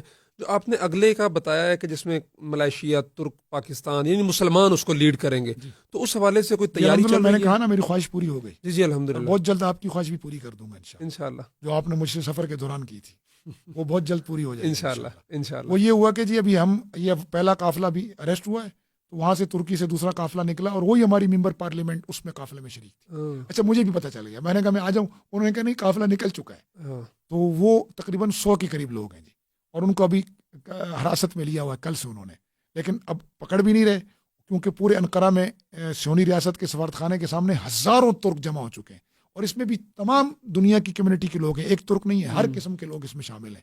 تو الحمدللہ ہماری خواہش پوری ہوگی، ترک نکلا ہے. اب میں آپ کو جو خوشخبری دینا چاہتا ہوں کہ ایک اور قافلہ تیار ہو رہا ہے، اور اب انشاءاللہ وہ قافلہ غزہ پہنچے گا، کیونکہ امن معاہدہ ہو چکا ہے الحمدللہ. وہ قافلہ غزہ پہنچے گا. میں نے اپنا اور ایک نام اور دیا ہے، اور آپ کا بھی انشاءاللہ اس میں ہو جائے گا، اللہ کی ذات سے. انشاءاللہ اللہ تبارک و تعالیٰ قبول فرمائے ہمیں اس سفر کے لیے، اور آپ کی معیت میں ہو تو کیا ہی بہتر ہے. اچھا، ایک سوال بہت اہم ہے، چونکہ ابھی حال ہی میں امن معاہدہ ہوا ہے اسرائیل کا اور حماس کا. کیا ہم کہہ سکتے ہیں کہ گلوبل سموتھ فلوٹیلا کے لوگوں نے جو قربانیاں دیں، 70 سال کے وہ خاتون، آپ خود، آپ کی ٹانگ کا مسئلہ، کمر کا مسئلہ، پانی اندر تو یہ جو امن معاہدہ ہے، غزہ کے لوگوں کی قربانیاں تو لازوال ہیں، ان کا تو کوئی دو رائے نہیں ہے. تو آپ کی بھی ایک قربانی کے ثمرات کا ہم اس کو حصہ کہہ سکتے ہیں. دیکھیں عمار بھائی، ہماری کوئی قربانی نہیں. بعض لوگ ہمیں بہت وہ کرتے ہیں. ہم جو یہ دعوتی مہم چلا رہے ہیں نا، میں پہلے کوئی بات کرنے کے قائل نہیں تھا. میں نے شروع میں بھی کوئی بات نہیں کی. جب کشتیوں میں بیٹھا ہوں تو میں نے پہلا بیان جاری کیا، میں بہت خاموش رہا. لیکن پھر مجھے ساتھیوں نے کہا، سابق سینیٹر صاحب نے کہا کہ بھائی آپ کے لوگ سننے والے ہیں، آپ کی آواز ہے. یاد ہے میں نے بھی کہا تھا، آپ نے پہلے کہا کہ نہیں میں اتنا زیادہ نہیں کرتا. آپ نے بھی کہا. تو میں نے پھر کہا کہ چلو یہ دعوتی، اب بھی ہم جو کچھ کر رہے ہیں دعوتی مہم کے لیے کر رہے ہیں. نہ ہم ہیرو ہیں، نہ ہم نے کوئی قربانی دی ہے. کیا قربانی ہماری غزہ والوں کے مقابلے میں؟ کیا قربانی ہماری برما کے مظلوموں کے مقابلے میں؟ کیا قربانی ہماری مقبوضہ کشمیر کے مسلمانوں کے مقابلے میں؟ بالخصوص اس وقت غزہ ٹاپک ہے ہمارا. وہاں بستیاں اجڑ گئی، اسپتال اجڑ گئے، بغیر دوائیوں کے، بغیر بے ہوشی کے انجیکشن کے بچوں کے جسم کے اعضاء کے آپریشن ہو رہے ہیں اور کاٹے جا رہے ہیں. نومولود بچے نہیں، پیٹ کے اندر بچے شہید ہو رہے ہیں. ایسی عورتیں ہاسپٹل میں لائی گئیں جو شہید ہو چکی تھیں، اور اس کے بعد ان کے بچے جو ہے نا وہ پیدا ہوئے. اس ظلم و ستم کے مقابلے میں یہ قربانی تو کچھ بھی نہیں. اس کا ذکر کرنا بھی میں سمجھتا ہوں کہ ہمارے لیے باعث آر ہے. البتہ ایک دعوت ہے، غزہ کی دعوت، اس کو زندہ رکھنا ہے. یہ ضرور ہوا ہے کہ اس گلوبل سموتھ فلوٹیلا کے ذریعے دنیا کے اندر جو بعض لوگ کہتے تھے نا، اور میں اس وقت اس کے مقابلے میں کھڑا ہو جاتا تھا، اور میں نے ترکی کانفرنس میں وہ لفظ کہے تھے. الحمدللہ وہ لفظ اللہ رب العزت نے شہداء کے خون کے صدقے سچے ثابت کر دیے. میں نے کہا تھا غزہ و کشمیر لم تنکسر ولن تنکسر، کہ غزہ اور کشمیر نہ گرا ہے نہ گرے گا. کیونکہ دنیا کہہ رہی تھی نہیں کہ غزہ گر گیا، غزہ ڈوب گیا. تو میں کہہ رہا تھا نہیں، غزہ گرا نہیں ہے. غزہ نے پوری 2 ارب امت مسلمہ کو کھڑا کیا ہے. غزہ نے 7 ارب انسانیت کو کھڑا کیا ہے. یہ گلوبل سموتھ فلوٹیلا غزہ نے کھڑا کیا ہے. تو غزہ کہاں گر سکتا ہے؟ صہیونیت کا اصل چہرہ دکھایا اصل پوری چہرہ دنیا کو. تو غزہ لم تنکسر ولن تنکسر. اور اسی طرح کشمیر، مقبوضہ کشمیر جو ہے وہ لم تنکسر ولن تنکسر، وہ نہیں گرا. 6 سال سے وہ محاصرے میں انڈین سرکار کے، لیکن نہیں گر رہا، کسی صورت نہیں گر رہا. تو اللہ کا شکر ہے کہ غزہ نے پوری انسانیت کو کھڑا کیا، امت مسلمہ کو کھڑا کیا، اور آج الحمدللہ غزہ خود کھڑا ہو رہا ہے. البتہ گلوبل سموتھ فلوٹیلا نے ان مظلوموں کی آواز بنا ہے. گلوبل سموتھ فلوٹیلا ان مظلوموں کے درد کا جو ہے نا درما بنا ہے، ان مظلوموں کی داد رسی کا ایک ذریعہ بنا ہے. اور میں دعا کرتا ہوں کہ اللہ مس این کو، ہماری بچی گریٹا تھمبرک کو، اور اسی طرح وہ جتنے بھی غیر مسلم تھے، اللہ ان کو ایمان کے نور سے منور فرمائے. اور جو مسلمان شریک تھے، اللہ ان کو عجب اور کبر سے بچا کر خاتمہ ان کا ایمان پر، ہدایت کے پر، استقامت کے ساتھ فرمائے. آپ کا بہت عرصہ میدان میں گزرا ہے اور ابھی بھی ہیں. خیر، جو معاہدہ ہوا ہے حماس کا اسرائیل کے ساتھ، لوگ طرح طرح کی باتیں کر رہے ہیں، جتنے منہ اتنی باتیں کہ جی 2 سال میں اتنے شہید کروا لیے، 90% غزہ تباہ کروا لیا، پھر آخر معاہدہ ہی کیا، ان کے قیدی چھوڑے ہیں. تو آپ کیا کامنٹ کریں گے اس پہ؟ عمار بھائی، میں یہ بہت اہم سوال ہے، اس پر بات کرنا چاہوں گا. ہماری پاکستان پر اور پاکستانی فوج پر نا ایک لوگ تہمت لگاتے تھے، نہیں لڑتے، اور جب لڑے تب بھی لوگ خوش نہیں. اب بھی لوگ کہتے ہیں جی نہیں لڑے، فلاں ہوا.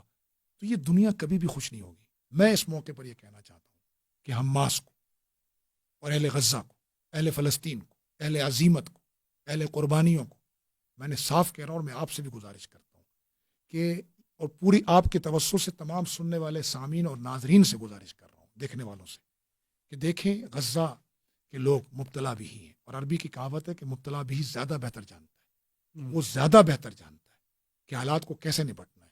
اور وہ لوگ صاحب عزیمت ہیں. 2 سال ڈٹے ہیں وہ، 2 سال دنیا کے سامنے کھڑے رہے اور پوری اپنے موقف کے ساتھ کھڑے رہے. اس لیے میں کہتا ہوں کہ اب اہل غزہ چاہے وہ امن معاہدہ کریں، چاہے وہ جنگ جاری رکھنے کا فیصلہ کریں، بخدا ہم ہر 2 صورتوں میں ان کے ساتھ ہیں. اس کی وجہ یہ ہے کہ انہوں نے قربانیاں دی، ہم ان کے ساتھ ہیں. ہر صورت میں ہاتھ سے ہاتھ ملا کے، خون کے قطرے سے خون کا قطرہ ملا کے، قدم سے قدم ملا کر جو صلاحیت اللہ نے ہمیں دی ہے، جان مال کی، بولنے کی جو صلاحیت دی، اس صلاحیت کے ساتھ ان کے ساتھ کھڑیں. چاہے وہ امن معاہدہ کریں تو وہ رخصت پہ عمل کریں گے. اور علماء نے لکھا ہے کہ رخصت پر عمل کا بھی وہی اجر ہے جو عزیمت پر اجر ہے. تو ان کو امن معاہدے پر بھی وہی اجر ملے گا جو 2 سالہ عزیمت پر ملا ہے. یہ میں نہیں کہہ رہا ہوں، یہ حضرت حکیم الامت نے لکھا ہے یہ مسئلہ. آپ کتابیں نکال کر پڑھ لیں اس مسئلے کو. اور اگر وہ جنگ جاری رکھتے ہیں، عزیمت کا سفر جاری رکھتے ہیں، تب بھی ہم ان کے ساتھ ہیں. کسی ایسے شخص کو اجازت نہیں دیں گے ہم کہ ان کی طرف انگلیاں اٹھائے یا ان کی طرف قلم اور زبان کے تیر برسائے. انشاءاللہ میں اور آپ اپنا سینہ لے کر اور اپنے لوگوں کا سینہ لے کر ہم ان کے سامنے کھڑے ہوں گے اور ان کے تبرے کے سامنے کھڑے ہوں گے کہ خبردار جو تم نے اہل غزہ اور ان اہل قربانیوں کے خلاف کوئی تشنام تراشی کی، کوئی زبان درازی کی، یہ امن معاہدہ کریں ہم تب بھی ان کے ساتھ ہیں. یہ جنگ جاری رکھنے کا فیصلہ کریں تب بھی ہم ان کے ساتھ ہیں.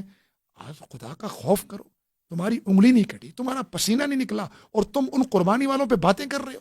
اور حماس کی شرائط کے مطابق ہو رہا ہے. نہیں جی، ٹرمپ کی شرائط پہ بھی نہیں ہوا یہ معاہدہ، نیتن یاہو کی شرائط پر بھی نہیں ہوا. یہ ایک بیلنس معاہدہ ہے. اور ظاہر ہے بیلنس معاہدے اسی صورت میں ہوتے ہیں. صلح حدیبیہ ہمارے لیے روشنی ہے، ایک منارہ نور ہے ہمارے لیے. صلح حدیبیہ ہمارے لیے منارہ نور ہے. ہم نے جس طرح بدر، احد اور خندق اور حنین سے ہم نے رسول اللہ صلی اللہ علیہ وسلم سے شجاعت اور جنگی حکمت عملی سیکھی ہے، اسی طرح ہم نے میثاق مدینہ اور میثاق حدیبیہ سے ہم نے رسول اللہ صلی اللہ علیہ وسلم کی بصیرت اور حکمت بھی سیکھی ہے. اس وقت امت کو نہ بے وقوف دلیروں کی ضرورت ہے جو کشتی کو ڈبو دیں، اور نہ ہی اس وقت امت کو بزدل دانشوروں کی ضرورت ہے کہ جو گھر بیٹھ کر تبصرے کریں اور امت کو ذلت کی کھائیوں میں گرا دیں. اس وقت امت کو رسول اللہ صلی اللہ علیہ وسلم کی، امت کی اس نوجوان اور اس عالم اور اس امتی کی ضرورت ہے جو رسول اللہ صلی اللہ علیہ وسلم کی شجاعت، بصیرت اور حکمت کو لے کر کھڑا ہو.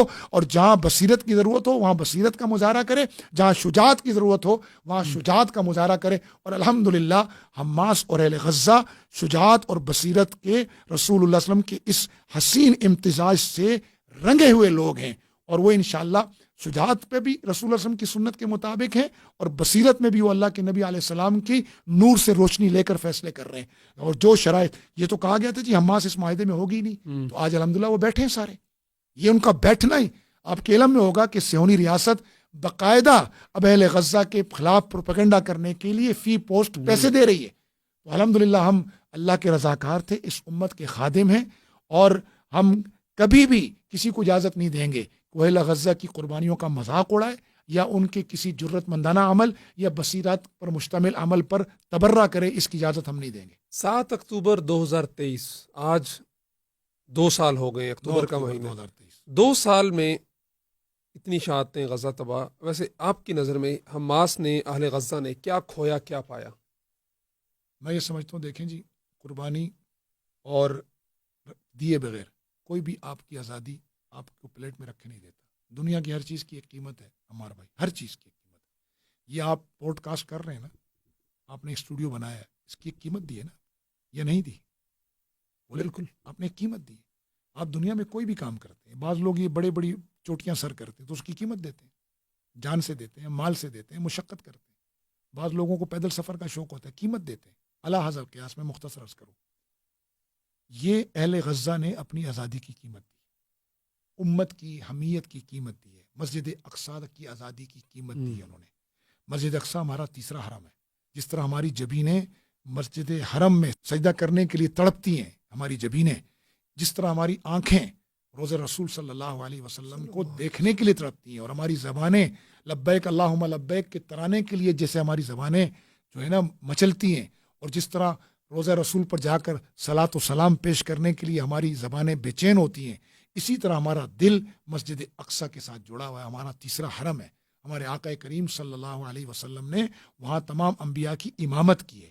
حضرت سیدنا عمر بن خطاب نے اس کو فتح کیا، حضرت صلاح الدین ایوبی نے اس کو دوبارہ گندگی سے پاک کیا. ایک مرتبہ پھر انشاءاللہ وہ وقت آئے گا کہ صہیونی جبر سے یہ آزاد ہوگا، علم، عدل اور امن کا جھنڈا سر بلند ہوگا، جہالت اور ظلم اور بدامنی کے پرچم انشاءاللہ سر نگو ہوں گے. یہ طے شدہ ہے، یہ اللہ کے ہاں مقدر ہے. تو اہل غزہ نے اپنی آزادی کی، مسجد اقصیٰ کی آزادی کی قیمت دی ہے، اور وہ قیمت پوری امت کو دینی چاہیے تھی، لیکن صرف ہم نے پاکستان بنایا تو اس کی قیمت دی نا. لاکھوں مہاجر ہمارے شہید ہوئے، اور اس سے پہلے جو تحریک آزادی 1857 سے چلی بالکل وہ 1857 کی جنگ آزادی 90 سال چلی پھر وہ۔ جو ہے دہلی کے کنوؤں میں لاشیں، پھر علماء کی اور مجاہدین جنگ آزادی کی لاشیں درختوں سے لٹکائی گئیں، توپوں کے دانوں سے باندھ کے اڑایا گیا. یہ قیمت دی ہے نا جی پاکستان بننے کی ہم نے، تو اس قیمت کے بغیر پاکستان بن گیا. یہ تو آج کی ہماری جو ہے نا نسل کو احساس نہیں ہے کہ ہم آپس میں دستوں کے ربا ہیں. آپ کبھی اسپین جائیں، آپ دیکھیں اسپین جو سابقہ اندلس ہے، وہاں کیا ہوا؟ غرناطہ کا حکمران، قرطبہ کا حکمران، اشبیلا کا حکمران اور دائیں بائیں کے حکمران یہ لڑتے رہے، اور یوسف بن تاشکین مراکش سے آ کر ان کو جوڑ کر حکومت بنا کر گیا کہ بھائی نہ لڑو. یہ پھر لڑے، نتیجہ کیا نکلا؟ آج غرناطہ ہمارے ہاتھ میں نہیں ہے، قرطبہ ہمارے ہاتھ میں نہیں ہے، اور آج وہاں سے غزہ کے محافظ اٹھ رہے ہیں. 1972 میں سقوط غرناطہ ہوا ہے 1250 ہجری میں تقریباً، اور اب 1972 میں پہلی مسجد بنی ہے. آپ کو پتہ ہے یہ بات؟ پہلی مسجد 1972 میں بنی ہے، مراکش اور سعودی عرب نے مل کے بنائی. جی مسجدیں ہی ختم. آپ قرطبہ میں جائیں، 300 میناروں کی مسجد ہے، آپ گوگل پہ سرچ کریں، 300 مینار کہہ رہا ہوں معذرت، 300 ستونوں کی مسجد ہے، وہ کئی سو فٹ لمبی اور کئی سو فٹ چوڑی، اور وہاں آپ سجدہ نہیں کر سکتے، آپ 2 رکعت نہیں پڑھ سکتے. آج یہ آپس کے اختلاف کی نحوست ہے. اس لیے ہمیں امت کو متحد کرنا پڑے گا، پاکستان کو متحد کرنا پڑے گا، اپنے گھر کی اصلاح کرنی ہے، گھر کو تباہ نہیں کرنا، اصلاح کرنی ہے. اور جس حالت میں اس وقت مودی دھمکی دے رہا ہے کہ جی میری آتما تڑپ رہی ہے، تو بابا آ جاؤ، تمہاری آتما کو انشاءاللہ ہمارے شاہین سکون دیں گے. ہماری پاک فوج، ہماری قوم، یہ صرف ایمان تقوی جہاد فی سبیل اللہ ہماری 6 لاکھ فوج کا ماٹو نہیں ہے.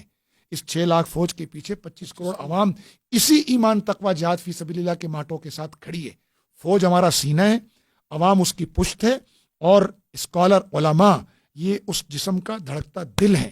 انشاءاللہ ہم اس امت کو جوڑیں گے، اس قوم کو جوڑیں گے، اور اگر سامنے سے فوج ہٹا دیں تو ہمارا سینہ ننگا ہو جائے گا، پیچھے سے قوم ہٹ جائے تو پشت ننگی ہو جائے گی، اور دشمن یہی چاہتا ہے. ہم نے اس جسم کو ایک جان رکھنا ہے، اس کے لیے ہمیں قربانیاں دینی ہے، اپنے نفس کی قربانی دینی ہے، اپنے بہت ساری چیزوں کی قربانی دینی ہے، تب جا کر ملک کھڑے ہوتے ہیں. اس لیے میں عرض کرتا ہوں کہ یہ ہمارا جو نعرہ ہے نا وی آر امہ کا، اور الحمدللہ جو ہماری یہ خواہش تھی 2001 کے بعد سے میں تقریریں کرتا تھا کہ اللہ کرے 5 ملک دنیا کے ایک ہو جائیں تو پورا عالم اسلام ان کے پیچھے ایک ہو جائے گا. تو 2 ایک ہو گئے ہیں، سعودی عرب اور پاکستان نے معاہدہ کر لیا ہے. میری ایک عرصے سے آپ میری 2003-4 کی تقریریں اٹھائیں، اس میں یہی ہے کہ اللہ پاکستان کو، عرب ملکوں کو، افغانوں کی شجاعت اور گیٹ وے ایشیا کا وہ، اور ملیشیا کے اقتصادی ویژن، ترکوں کا ویژن خلافت، اور پاکستان کی عسکری اور ایٹمی طاقت، یہ 5 ایک ہو جائے نا، یہ دنیا کے ہر ظالم کا گریبان پکڑ سکتے ہیں اور ہر ظالم کے دماغ سے خناسیت نکال سکتے ہیں. تو 2 ایک ہو گئے، اور انشاءاللہ بہت جلد ترک آئیں گے ہمارے ساتھ، ملیشیا آئے گا ہمارے ساتھ، اور انشاءاللہ ہمارا پڑوس افغانستان بھی ہمارے ساتھ آئے گا. وہ گیٹ وے ایشیا کا شجاعت والی قوم ہے، اور ہماری عسکری طاقت اور بالخصوص بنیان و مرصوص کے بعد ہماری صلاحیت اور ہماری قوم کا جذبہ، ہمارے شاہینوں کی جرت، ہماری افواج کی غیرت، وہ پوری دنیا کے سامنے آ چکی ہے.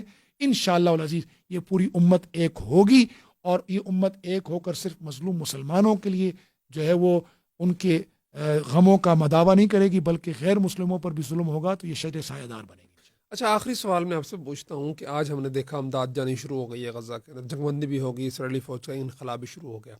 یہ پہلی دفعہ نہیں ہو رہا ہے، پچھلے عرصے میں 2-3 دفعہ عارضی جنگ بندی ہوئی، یہ بھی عارضی جنگ بندی ہوئی ہے، مستقل نہیں ہوئی. تو آپ کا جو ایک تجربہ ہے وہ کیا کہتا ہے کہ جنگ بندی برقرار رہے گی اور یہ جو امداد کی آمد کا سلسلہ ہے جاری رہے گا؟ آپ کس نظر سے دیکھ رہے ہیں ٹرمپ کی حالیہ ٹویٹس کے تناظر میں، چونکہ ایٹ دی اینڈ تو اسرائیل کی جو اوپر سے پاور ہے وہی اسی کے پاس ہے. اس میں بڑا کردار رہا ہے، پاکستان کا بڑا کردار رہا ہے، قطر کا رہا ہے، اور عرب ممالک کا رہا ہے، مصر کا بھی آخر وقت میں بڑا کردار رہا ہے. اور ٹرمپ کے جو بیانات اب آنا شروع ہوئے ہیں اس کے پیچھے یورپین جو موومنٹ ہے نا، عوام کی پبلک موومنٹ، اس کا بھی بڑا کردار ہے، اس گلوبل سموتھ فلوٹیلا کا بھی کردار ہے. سب اپنے اپنے حصے کی شمع جلائیں گے تو روشنی ہوگی، ایک بات. دوسرا شرعی رہنمائی یہ ہے کہ وَإِن جَنَحُوا لِلسَّلْمِ فَاجْنَحْ لَهَا، جب وہ آ جائیں صلح پر تو تم صلح کر لو.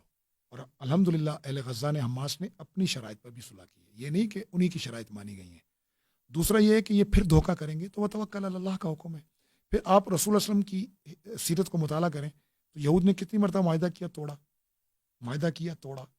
بنو قریظہ نے توڑا معاہدہ، بنو نذیر در بدر ہوئے، پھر خیبر میں جب انہوں نے توڑا تو پھر در بدر ہوئے. تو یہ ٹوٹیں گے معاہدے اور بنیں گے معاہدے. یہی ترتیب ہے جہاں میں اہل امام مثل خورشید جیتے، ادھر ڈوبے ادھر نکلے، ادھر ڈوبے ادھر نکلے. تو یہ معاہدہ میں سمجھتا ہوں اس وقت اہل غزہ کے لیے راحت کا سبب ہے. دیکھیں آپ اس معاہدے کے خلاف اگر ہوتے تو غزہ والے ہوتے نا، وہ تو سڑکوں پہ ہیں.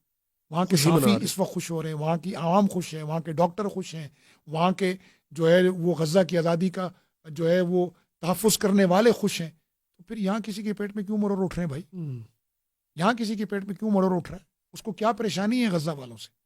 اس نے کیا قربانی دی ہے؟ اس کا تو پسینہ بھی خرچ نہیں ہوا، ان کی تو جانیں نکل گئیں، بوٹیاں ان کی بپھر گئیں.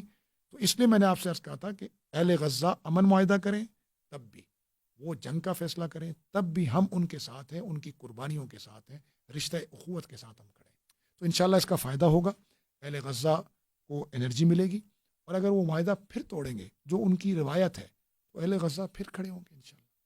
میدان وہی ہے، حماس وہی ہے. دیکھیں نا اب ان کا بھیانک چہرہ سامنے آ رہا ہے دنیا کے، آہستہ آہستہ کر کے صہیونی ریاست کا. تو اسی بھیانک چہرے کو سامنے لانا مقصود تھا اور وہ دنیا کے سامنے آ گیا. اب آپ دیکھیں نا اس گلوبل سموتھ فلوٹیلا کی موومنٹ، مجھے ایک بات اہم یاد آ گئی کہ ہمارے قافلے میں ایک یہودی بھی تھا. گلوبل سموتھ فلوٹیلا میں میں؟ آپ کو اس کی تصویر دوں گا، اچھا، آپ باقاعدہ اپنے پیج پر اس کی نہیں، تصویر یہودی لگائیں. تو سارے اسرائیل کے ساتھ نہ لائے نہ ہوتے نہ ہیں. نہ، یہ غلط فہمی ہے. اس لیے ہم صہیونی کا یعنی اسرائیل نے اتنا ظلم کیا ہے کہ خود یہودی اس کے خلاف کھڑے ہو گئے. قافلے میں تھے ہمارے اچھا. قافلے میں تھے. میرے ساتھ ایک یہودی کی فوٹو ہے، میں آپ کو دوں بالکل، گا، آپ ساؤتھ افریقہ کا تھا. آپ نہیں، ہم چلائیں، لگائیں گے لوگوں کے بلکہ لیے. اسی میں جب ہم یہ بات کر رہے ہو تو اس وقت اس کا بالکل فوٹو لگائیں. اچھا. اس کی یہاں شرٹ پہ لکھا ہوا تھا کہ ساؤتھ افریقہ کے یہودی، یہ نہیں کہ میں، اس نے شرٹ پہ لکھا ہوا تھا کہ ساؤتھ افریقہ کے یہودی اہل فلسطین کے ساتھ. وہ نمائندگی کر رہا تھا اس جی، پورے سب تو کی. یہ غزہ والوں کی قربانی کا نتیجہ ہے نا. اس لیے میں کہتا ہوں صہیونی ریاست، اس لیے میں کہتا ہوں فاشسٹ لوگ، اس لیے میں کہتا ہوں کہ صہیونی ظالم، تاکہ وہ یہودی جو اس ظلم میں شریک نہیں وہ ان سے نکل سکیں. یعنی خود اہل یہود جی اتنا خلاف ہو ظلم گئے. دیکھ کے ان کے خلاف ہو گئے. ایک بڑی تعداد خلاف ہوئی کھڑی ہے. بہت شکریہ شاہ صاحب، بڑی اہم گفتگو اور بہت سارے اعتراضات جو سوشل میڈیا پہ چل رہے تھے میں نے آپ کے سامنے رکھے اپنے انداز میں. آپ نے بڑی خوبصورتی کے ساتھ ان کا جواب دیا. واقعی بات وہی آپ کے والی ہے کہ جس نے ماننا ہے اس نے نہیں ماننا نہیں تو ہم ماننا بندے تو اللہ پھر ہم کوئی حل نحن نہیں ہے. عباد اللہ کے اللہ لیے کے بندے، مخلوق اللہ کے لیے تھا یہ سفر، اور اللہ کو راضی کرنا تھا، اللہ کی مخلوق کو مشکل سے نکالنا تھا. جتنا ممکن ہوا اس کہانی آپ نے جان لی، اور انشاءاللہ یہ سفر ختم نہیں ہوا، رکا نہیں ہے، یہ سلسلہ جاری ہے. ایک سفر کے اختتام ہے، نئے عزم و سفر کا. اور انشاءاللہ جلد آپ دیکھیں گے شاہ صاحب دوبارہ سے آپ کو اس سفر کے اندر نظر آئیں گے. اور انشاءاللہ کوشش ہوا تو ہم بھی شاہ صاحب کے ہم سفر ہوں گے. اور دعاؤں میں یاد رکھیے گا ہمیں بھی، شاہ صاحب کو بھی اللہ تبارک و تعالیٰ ان کی صحیح کو، اس جہد مسلسل کو، ان کوششوں کو کامیاب فرمائے اور ان کے اثرات سے ایسے نتائج نکلیں کہ جو امت کے لیے فائدہ مند ثابت ہوں. اور امت کا جو انہوں نے بھی بتایا مساجد اجڑی پڑی ہیں، بند پڑی ہیں، سجدہ نہیں کر سکتے جو ہمارے اجداد کا وطن تھا، تو اللہ کرے کہ دوبارہ سے وہاں پہ بہاریں آئیں، رونقیں لگے، وہاں پہ اللہ اکبر کی صدائیں بلند ہوں. اور ہم نہ صرف وہاں پہ بلکہ اسی طرح اکٹھے کبھی مسجد اقصیٰ میں جائیں اور وہاں پہ ہم شاہ جی کا خطبہ جمعہ سنیں، شاہ جی وہاں پہ دے رہے ہیں اور بیان کر رہے ہیں، اور یہ نحن الامہ کا جو نعرہ ہے وہاں اقصیٰ کے ممبر سے، اسٹیج سے لگ رہا ہو، کیا ہی لطف آئے گا. جزاکم اللہ خیرہ.